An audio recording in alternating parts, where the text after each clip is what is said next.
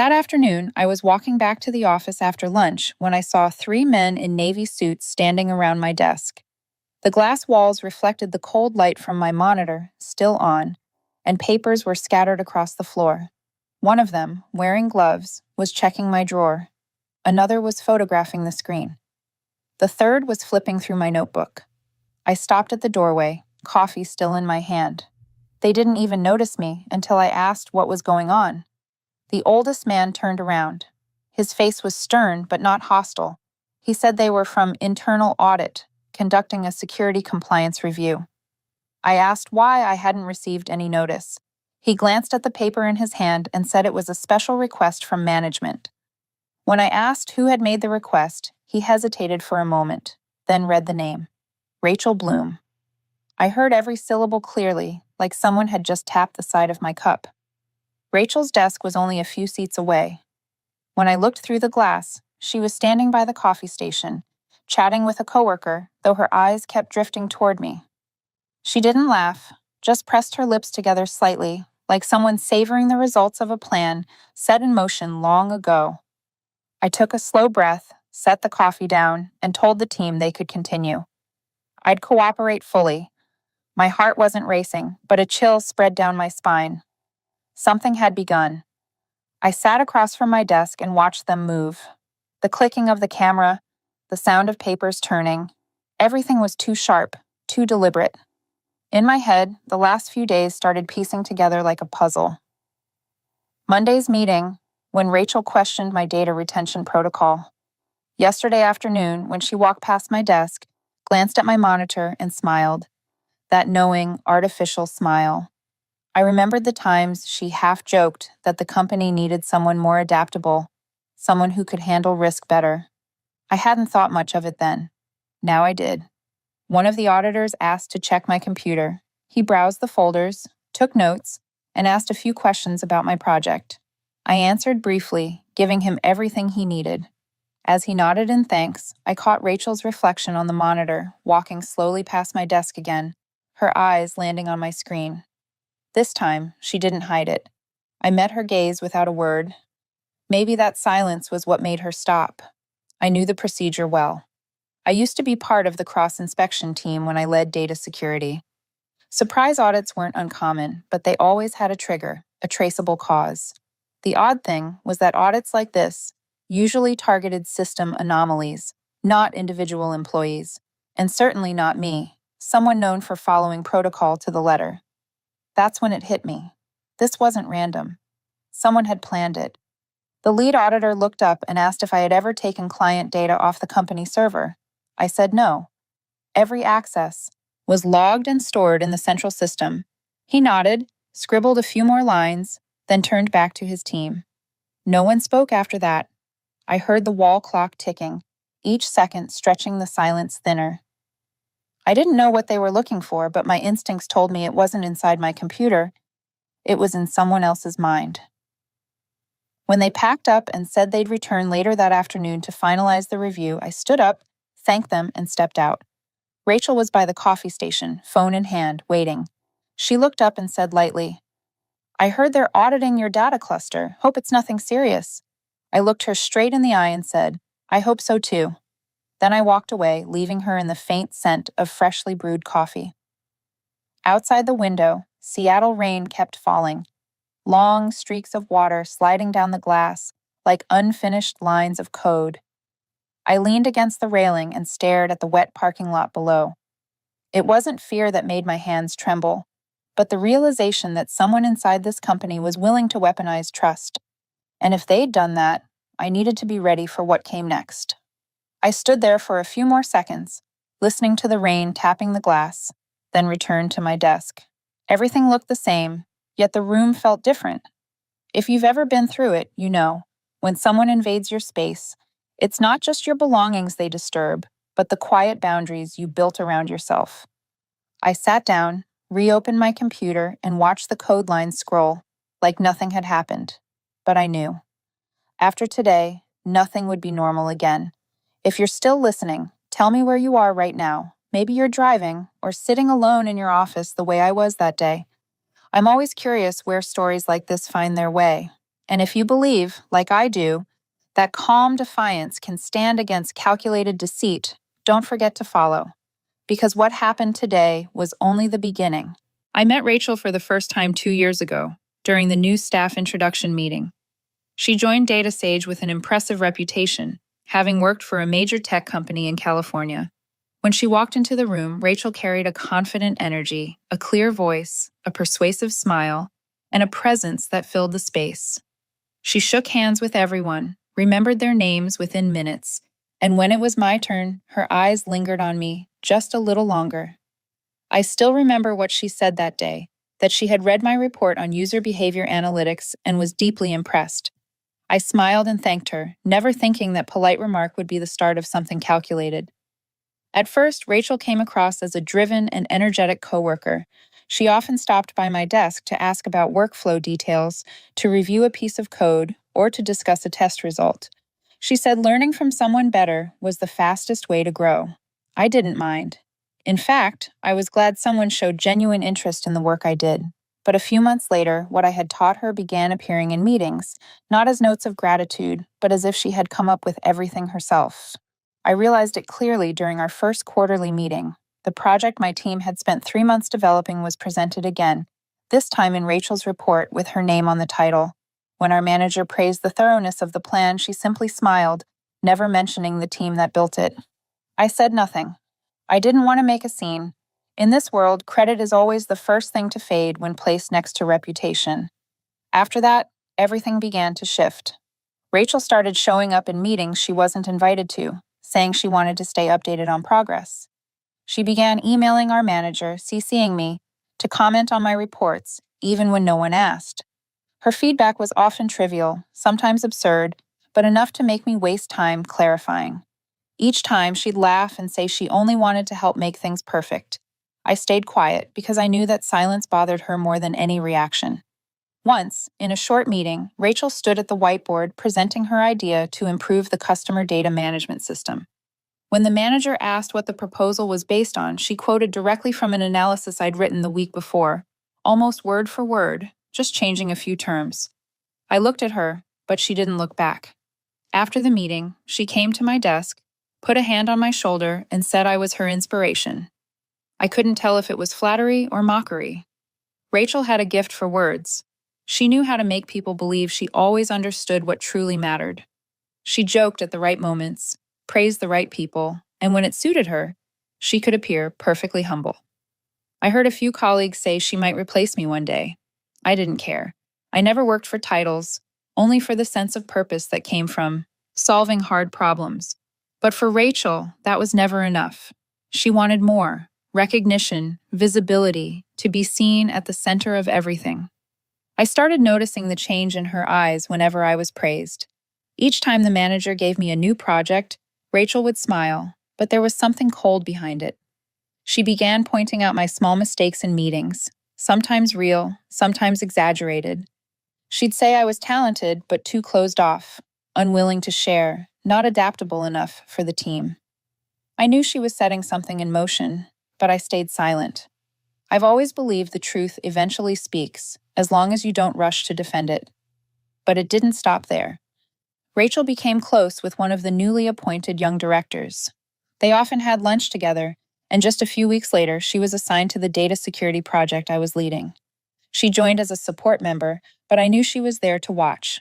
In team meetings, she asked detailed questions about storage protocols, access rights, and data protection methods.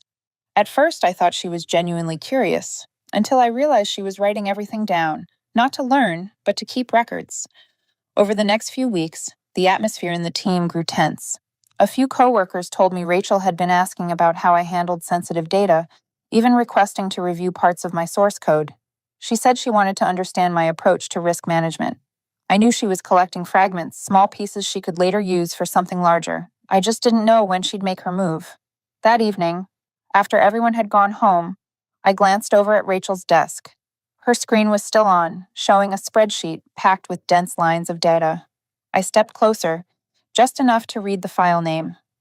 Performance Log Emily. There was nothing else to explain. She was collecting everything about me: login times, access frequency, every system change. I stood there for a few seconds, then walked away. I understood then that the game she had started would eventually reach the point where I'd have to answer. From that day on, I started paying closer attention to every small detail at work. I realized Rachel wasn't just collecting data passively, she was setting traps. One morning, she sent me a data set with the wrong format, but gave it the same name as the original file. By the time I caught it and fixed it, she had already taken a screenshot of the first version and saved it as evidence of an error in the review process. Another time, she deliberately changed the access permissions on a shared folder, blocking me from uploading data on schedule, then emailed the director asking why the timeline had slipped. Every move was calculated, as if she had been planning it for months. I didn't tell anyone. I knew that if I reacted, she would use it as proof that I was unstable or losing control. So I stayed silent, watched, memorized every detail, and more importantly, started preparing my own quiet way to respond. I wasn't planning revenge. I just wanted to create a way for the truth to speak without me having to raise my voice. Because in any company, the loudest person is rarely the one people believe. One afternoon, while reviewing system logs, an idea came to me. If Rachel could use data to prove I was wrong, why couldn't I use data to prove the opposite? Not by tracking anyone, but by recording the things no one else noticed. Small acts, words of thanks, moments of cooperation people often overlooked. It sounded naive at first, but the more I thought about it, the more it made sense. I called it the kindness log.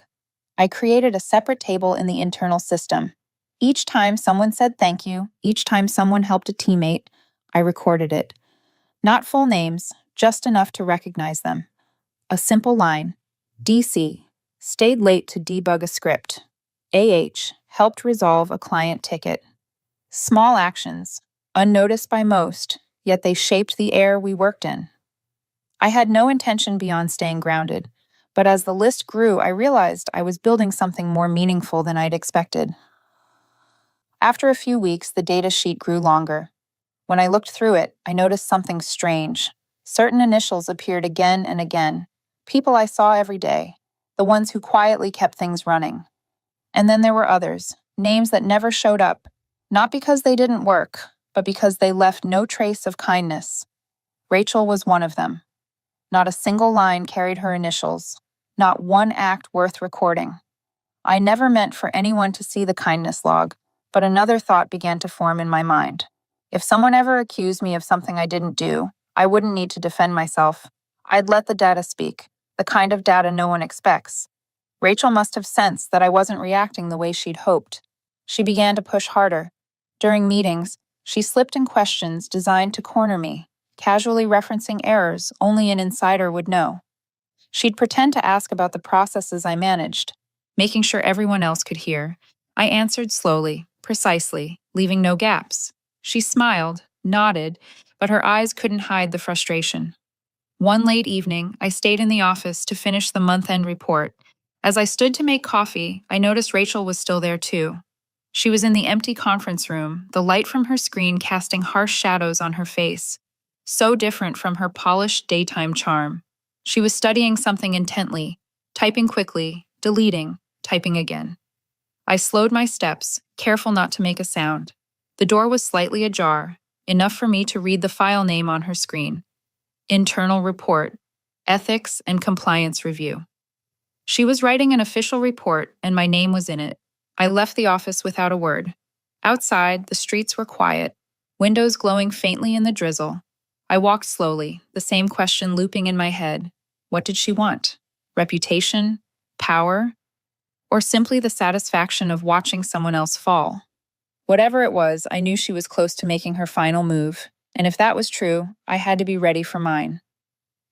The next morning, I opened the kindness log again. I added a new line without any initials, just a sentence. Sometimes the absence of kindness tells the whole story. Then I saved it and shut the screen. The file stayed there, still and silent, waiting for the day the truth would finally be seen. In the weeks that followed, I kept expanding the kindness log quietly. What started as a small spreadsheet on my personal computer became a simple automated system I coded during lunch breaks. I programmed it to scan internal messages and emails for positive language, words of praise, gratitude, or acknowledgement. Each time the system detected something like that, it created a new entry with the sender, recipient, timestamp, and subject line. No one knew it existed except me. I didn't hide it, but I didn't advertise it either. I just wanted to see if kindness could be measured with data. Over time, I began to notice fascinating patterns. Some people in the company, though quiet, appeared frequently in the kindness log. Daniel from accounting, for example, showed up almost every day. He often sent small notes of thanks when someone finished a task early or helped him close payroll on time. Alicia from HR, too. She always mentioned her coworkers with genuine respect, always found a way to recognize their effort. Looking at those entries calmed me, not because it was work-related, but because it reminded me that there was still good around me. In a place where everyone was chasing deadlines and targets, noticing a simple act of kindness felt more valuable than ever. Then I started to see another pattern. Teams with higher positive interaction rates perform better. They had fewer system errors and smoother workflows. Meanwhile, teams that rarely shared gratitude, where conversations were all commands and responses, tended to experience frequent breakdowns. I documented every observation, not with any specific goal, just to keep track. But deep down, I knew I was holding something more powerful than any productivity report could ever be. One afternoon, I was invited to a company-wide meeting on improving workplace culture. While other team leads talked about boosting efficiency, I just listened. Rachel was there too, of course. She stood up and presented her plan to standardize internal controls and enhance access monitoring. Her tone was firm and professional, her gaze fixed on the executive table. When she spoke about potential risks in personal data management, I knew exactly who she was implying. After the meeting, she approached me, pretending to be friendly. She said the company needed people who were truly responsible with data, and that she hoped I would fully comply with the new protocols. I nodded and said I always did. She smiled and walked away, leaving behind the unmistakable feeling that she was about to make her move. That night, I stayed late at the office under the cold, fluorescent lights. I opened the kindness log and looked at the latest entries. Dozens of familiar names, people who made the workplace lighter, kinder. And then one name is missing completely. Rachel. Not once. No thank you. No acknowledgement. Nothing. I stared at the screen for a long moment, then scrolled down to the last empty line and typed a note. There are people who build connections, and there are people who measure them only to control. It wasn't meant as a message, just an honest observation. But as I looked at the words, a chill ran through me. The next day, something strange happened. Daniel stopped by my desk and said he'd noticed the atmosphere in the team had become more positive lately. He didn't know why, but people seemed lighter, more collaborative. Alicia said the same. I didn't respond, just smiled. Maybe because I knew the kindness log was quietly doing its work, reflecting how people treated one another. With each passing day, I felt calmer, less affected by Rachel's provocations. Whenever she tried to test me with her half-joking remarks, I replied evenly, as if her words couldn't touch me anymore. Maybe that composure was what irritated her most. One late afternoon, I saw her in the hallway speaking with the department director. When they noticed me, both paused for a moment. Then she smiled and greeted me softly, as if nothing had ever happened. I nodded, walked past them, and when I turned back, I caught her eyes, not angry, but resolute, like someone who had already decided to see this through. That night, I couldn't sleep. I opened the kindness log again, scrolling through lines of quiet goodness, small, genuine traces of humanity. Surrounded by those numbers, I wondered if kindness could ever stand against calculation. I didn't have an answer, but I knew soon enough someone would force me to find one. It was a Monday morning when I set my bag down on my desk and saw 3 men in navy suits walk into the office. My heart sank instantly. I knew exactly who they were. Internal audit. This time, they hadn't come by schedule, nor had they sent any prior notice. The entire room fell silent as they approached me, saying they needed to conduct a full review related to data security. I nodded, calm, and asked what kind of support they required from me. The lead auditor said I could step away from my desk while they performed the inspection. I stood aside, watching them open my computer, browse each folder, take screenshots, and jot down notes. I knew they would soon find the kindness log, since it was stored directly in the internal system, never hidden. Rachel arrived shortly after, feigning surprise at the sight of the audit. She spoke loudly enough for everyone to hear that she had just happened to walk by, then asked what was going on. One of the auditors escorted her out, but before the door closed, our eyes met. Hers showed no worry, only expectation. I sat down in the break area, took a sip of coffee, and couldn't taste a thing. The sound of typing, cameras clicking, and papers shuffling drifted from my desk. After a while, the lead auditor came over and said they'd found an automated system on my computer and wanted to know its purpose. I explained that it was a personal tool I had built, designed to collect positive communication data, words of thanks, encouragement, or teamwork, to observe collaboration patterns across teams. It had nothing to do with client data.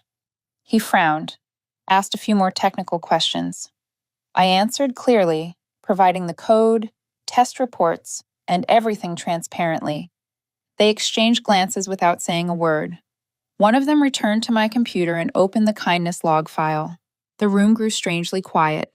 They read for a long time. Then one of them turned to me and asked what the list represented. I said each line recorded a positive action, a thank you, an act of support, a moment of teamwork, just a personal way to document good things. The man nodded and asked to make a copy for the investigation. I agreed immediately. When they printed a summary, I saw familiar names appearing on the page. Daniel, Alicia, the tech team members, even the security guards. They examined the list carefully, marking things, exchanging brief looks. One of them paused at the frequency column, where each person's appearance rate was shown. I followed his gaze and saw it. Among the high counts beside nearly every name, one field was entirely blank. Rachel Bloom. No entries, no thank yous, no acknowledgments, nothing. The atmosphere shifted.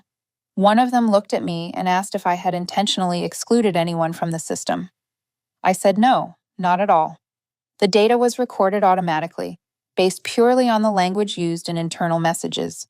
If someone didn't appear, it meant they'd never sent or received a positive communication. He stayed silent for a moment, then nodded. They continued reading, whispering to each other. I couldn't hear what they said, but it felt like what they'd found unsettled them. Finally, the lead auditor closed his folder and said they'd compile their report and share the results soon. Before leaving, he looked at me again, his expression softer than when he'd arrived. I returned a small nod, though inside I was conflicted. By afternoon, the office was unusually quiet. Word of the audit had already spread. I knew Rachel was waiting for a different outcome. She walked past my desk several times, pretending to look for something, but said nothing. Her confidence from the morning was gone. When the short end-of-day meeting began, the audit lead came in, spoke quietly with the director, and left. I couldn't hear what was said, but I saw Rachel watching him go, her hand tightening around her pen. I packed my things to leave and found her standing in the hallway, phone in hand. When I passed, she looked up, trying to sound casual. She said she hoped the audit hadn't been too stressful for me. I stopped, replied that everything was fine. She nodded, forced a thin smile, but her eyes still carried disbelief, as if she couldn't accept that her plan hadn't gone the way she intended. On my way home, light rain fell over the city, streetlights reflecting on the wet asphalt. I knew the audit wasn't the end. It only made Rachel realize that the very tool she tried to use against me might turn against her. And if I was right, she wasn't finished yet. I thought things would calm down after the audit, but only a week later, the air in the company began to shift again. Whispers started surfacing, in the hallways, at the cafe near the office, during small team huddles. At first, I ignored them, until Alicia stopped by my desk, looking uneasy. She said Rachel had been telling people that I'd been collecting employees' personal data without permission, that my kindness log was actually a behavioral tracking tool, a violation of privacy. I looked at Alicia and tried to smile, but something cold spread through me. She added that she didn't believe it, but some people seemed to. I thanked her for telling me the truth, then said nothing more. The rest of the day, I couldn't focus. One question kept looping in my mind. Why would Rachel go that far when everything had already been made clear? The answer came the very next morning. Rachel sent a long email to the entire department about the importance of adhering to personal data protection policies. She didn't mention me by name, but everyone knew what she was implying. She wrote that even well-intentioned data collection could damage trust, and the company should reevaluate all unofficial systems involving internal information. The email was skillfully written, the tone measured, and persuasive enough to make anyone who didn't know the full story believe she was acting out of responsibility. That afternoon, as I walked through the cafeteria, a few people were whispering. They stopped when I got closer. I sat down, tried to eat a few bites, but everything tasted bitter. Rachel wasn't attacking me outright. She was planting doubt. No evidence, no direct accusation, just words vague enough to confuse. Later that day, Daniel came to see me. He said Rachel had asked if he ever felt watched, knowing I had a system that collected positive messages between colleagues. He told her no, that he trusted me completely, but warned that she was talking to others, even management. He looked worried. I thanked him and told him not to get involved. I didn't want anyone else pulled into this. That night, I stayed alone in the office. The room was quiet, the glow of my monitor reflecting off the glass walls. I opened the kindness log and stared at the hundreds of bright, steady lines of data, wondering if the good I'd tried to protect could withstand a rumor.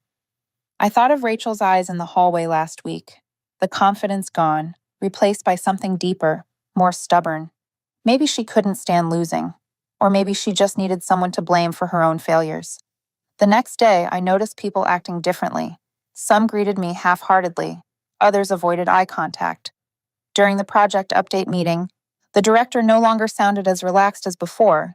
He asked more questions, scrutinized every detail. Rachel sat across the table, silent, but I could see satisfaction flicker in her eyes.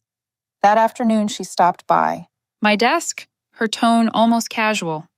She said she'd heard I might be having trouble with emotional data collection. She suggested I should be more careful with what I create. I looked up, keeping my voice steady, and said I had nothing to hide. My system was transparent and never violated anyone's privacy. She smiled faintly and whispered just loud enough for me to hear that sometimes it isn't about being right or wrong, but about how people choose to see it. Then she walked away. That night, I stayed up late. I knew I was standing on the thin edge between truth and rumor. I could speak out, defend myself, but I also knew any defense now would sound like denial. Rachel was using her favorite tactic, turning my silence into proof against me. And if I kept quiet, her version of the story would soon become the truth everyone believed. I opened the kindness log once more and scrolled through the old entries. Then I added a new column. This time, I started recording not just acts of kindness, but the spread of negativity, as if I wanted to capture both sides of human behavior in one place. When I finished, I sat still, watching the blinking cursor at the end of the line. I knew there was only one way left to break the cycle. I had to bring everything into the light before Rachel found a way to twist it first. I arrived at the office earlier than usual, before the morning light reached the row of glass buildings across the street. The air was quiet, but something heavy hung over the place. I sat down, turned on my computer, and watched the login screen flicker and fade. My reflection on the blank monitor looked pale from a sleepless night. I knew today was the day I'd have to make a choice. The rumors hadn't stopped. Rachel had found a way to twist the story again, convincing people that I'd built an emotional tracking system, that what I called positivity was actually a tool to measure and judge behavior. A few colleagues had started to treat me differently, not avoiding me, but not meeting me halfway either. I could feel it, the slow, quiet isolation of being doubted. Daniel stopped by mid-morning. He leaned in and asked softly if I was sure I wanted to stay silent forever. He said silence can be mistaken for admission, at least to those who don't understand. I didn't answer right away.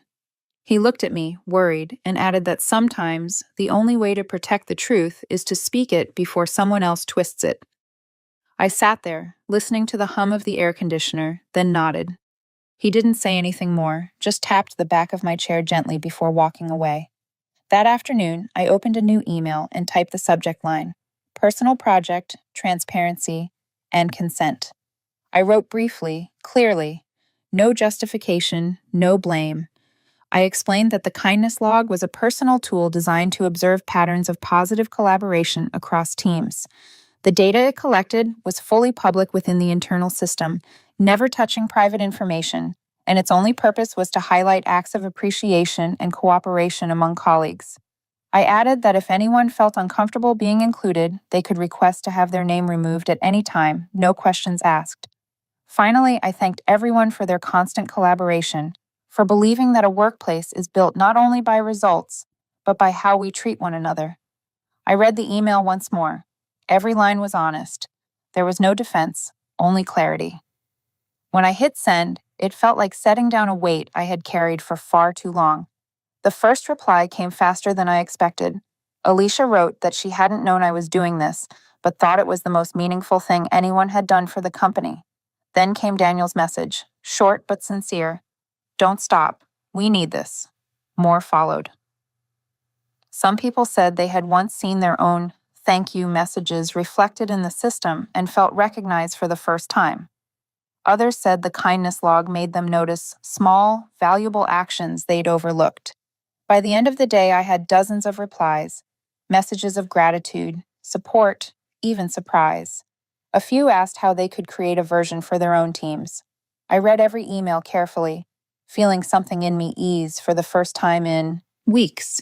The storm of rumors seemed to be fading, but one person never replied, Rachel. She didn't comment, didn't show up around me, didn't say a word. In the following days, she avoided me completely. I saw her in a few meetings, but she never looked my way. I wanted to believe that meant it was over, that her silence was surrender. I almost did until Daniel told me Rachel was preparing another report, this time not just about me, but about the entire internal data framework. That night, with only the dim office lights left on, I stayed at my desk once more, staring at the numbers and lines of code on my screen. I wasn't afraid anymore. I knew that whatever Rachel said, the data couldn't lie.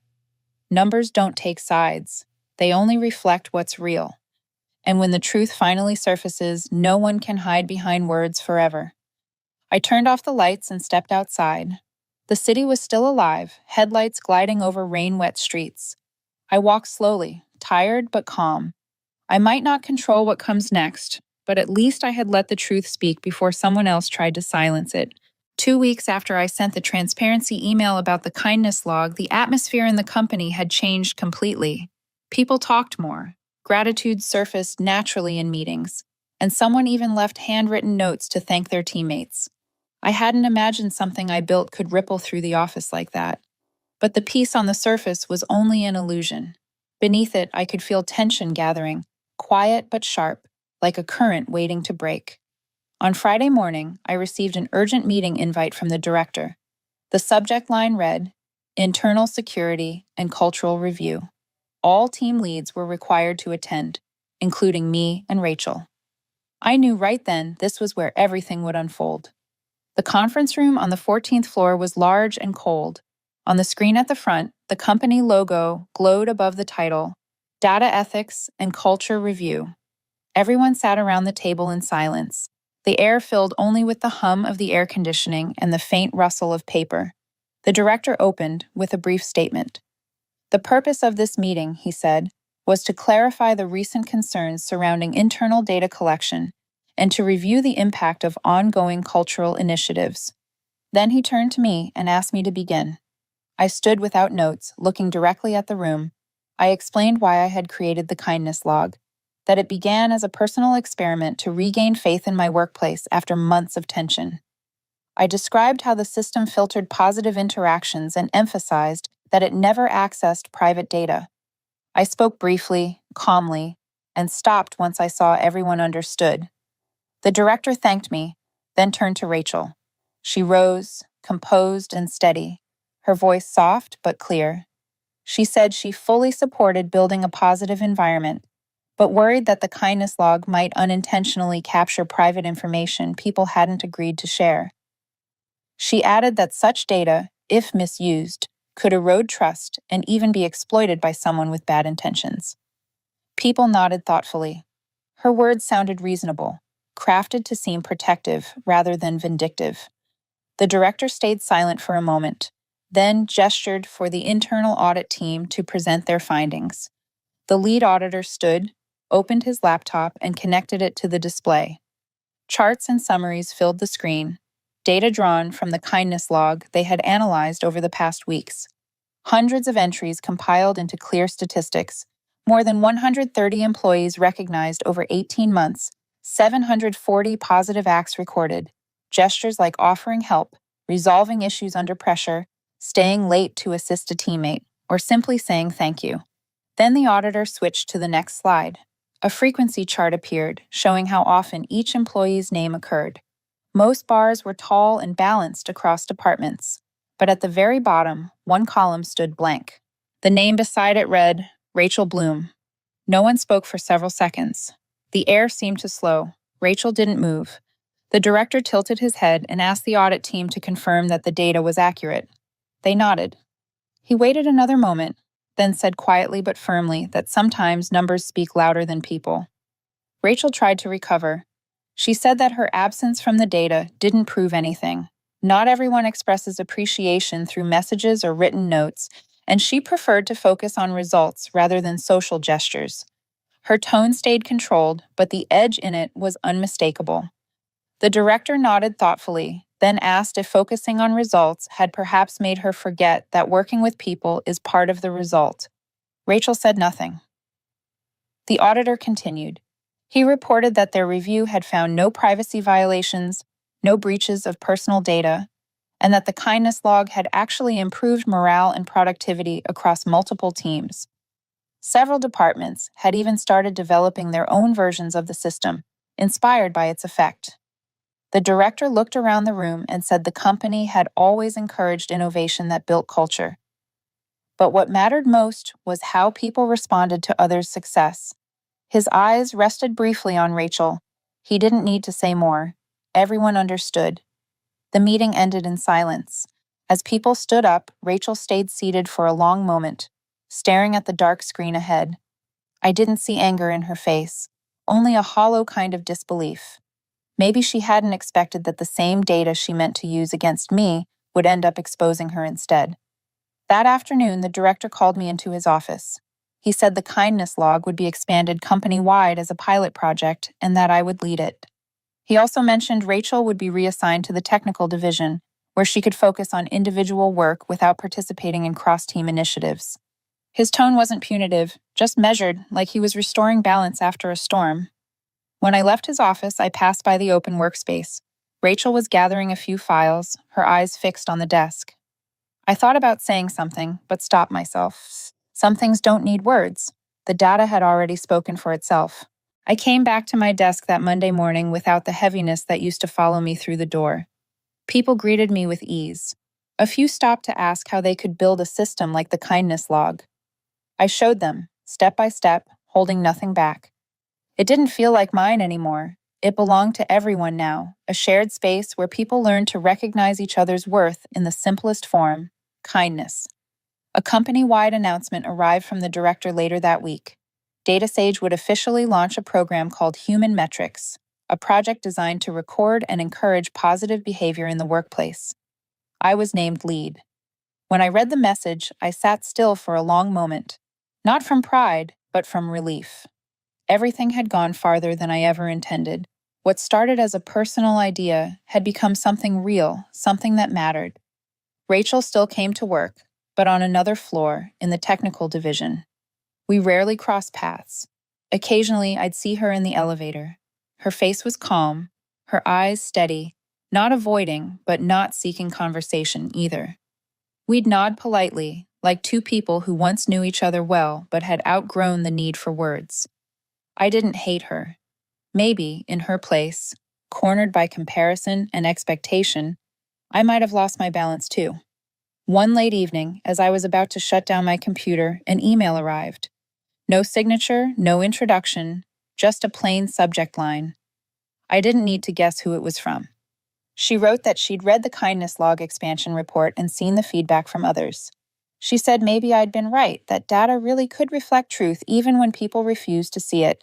At the end, she added one strange, simple sentence. Thank you for letting me see myself in it.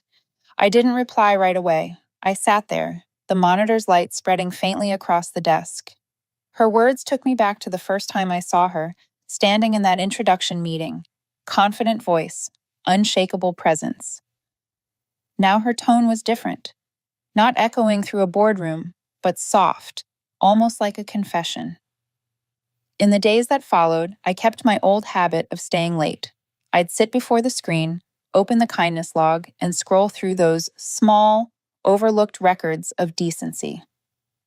I added new lines, not just thank yous and gestures of help, but signs of quiet change. Someone who'd never said thank you before now sends short notes after every meeting. Another who once worked in silence had started acknowledging others' efforts. All of it recorded, forming a pattern no algorithm could fake. Sometimes I thought the kindness log wasn't something I built at all. It was something that rebuilt me. I used to care only about doing things right, by the book, without error. I didn't realize that a workplace doesn't survive on discipline alone, but on the invisible threads between people. I had once seen Rachel as the enemy, but now I understood. She was a mirror, reflecting the weakness I hadn't wanted to face in myself. When Human Metrics officially launched, I was invited to speak at the internal conference. I told them that data can record many things, but it can never replace sincerity. I said the kindness log was never meant to measure people. It was created to remind us that kindness leaves a trace, even when no one is trying to prove it. The room fell silent, then erupted in applause. Afterward, I returned to my desk and looked out the window. Outside, Seattle rain was falling softly. Here, rain never shouts. It drapes everything in a thin, gentle blur. I opened the kindness log and typed one last line for the day. Sometimes the quietest data tells the loudest truth. I saved it, closed my laptop, and stepped out of the office. On the way home, I thought about everything that had happened. Some battles aren't meant to be won. They only need to last long enough for the truth to find its way through. The kindness log began as a small act to keep myself from being swallowed by cynicism, but in the end, it became proof that kindness, when acknowledged, carries more power than any strategy ever could. Justice doesn't always arrive with noise or confrontation. Sometimes it comes through silent records, through the patience of someone who doesn't need to prove they were right. And maybe that's the only way to make good things last longer than the people who create them. I stopped at the building entrance and looked up. The Seattle sky was soft gray, the rain gone, leaving slow drops sliding down the glass, catching the faint yellow of streetlights. I took a deep breath of the city's damp, clean air and smiled. After everything, it wasn't justice that had won. It was calm. If you're still here, maybe you've witnessed quiet battles like this too. At work, in life, or somewhere inside yourself. Which moment in this story stayed with you the most? Tell me in the comments. I read every single one. And if you believe, as I do, that kindness, no matter how small, can transform an entire space, stay with me for the next stories. Stories where justice doesn't always come from power, but from doing the right thing at the right time. Don't forget to subscribe and turn on notifications so you won't miss any journey where truth finds its light. Thank you for listening until the end.